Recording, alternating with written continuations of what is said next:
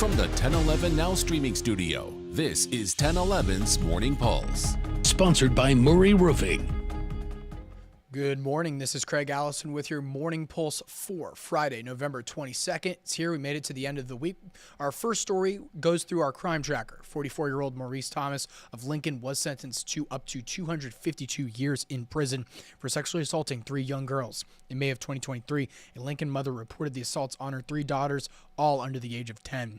Girls told investigators Thomas and another person sexually abused them, and police found several recordings of the abuse on Thomas's phone.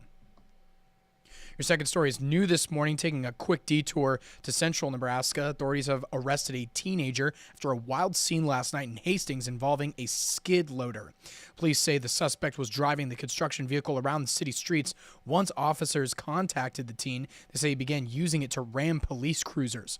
Hastings police say one of the officers shot at the driver but did not hit him. Eventually, authorities were able to stop the skid loader and take the teen into custody. Bringing things back to Lincoln, 45-year-old Matthew Erickson of Lincoln will spend around a decade in prison after he was caught carrying drugs from marijuana to meth on an Amtrak train with his girlfriend.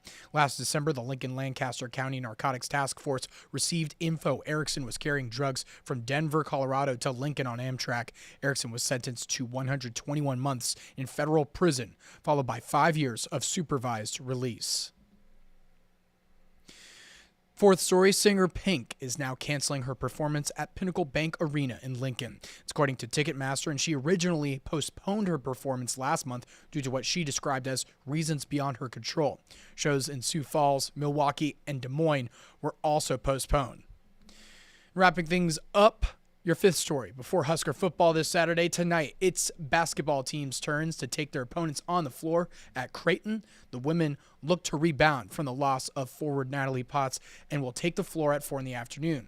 Game will be televised on Flow Hoops, and then at 7, the men will look to get revenge on last year's loss and get back in the win column. That game will be televised on Fox Sports 1, but be sure to stick with 1011 Sports Team for coverage of all of tonight's action.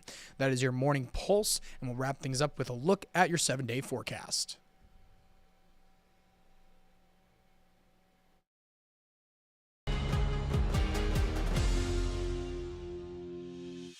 You've been listening to 1011's Morning Pulse.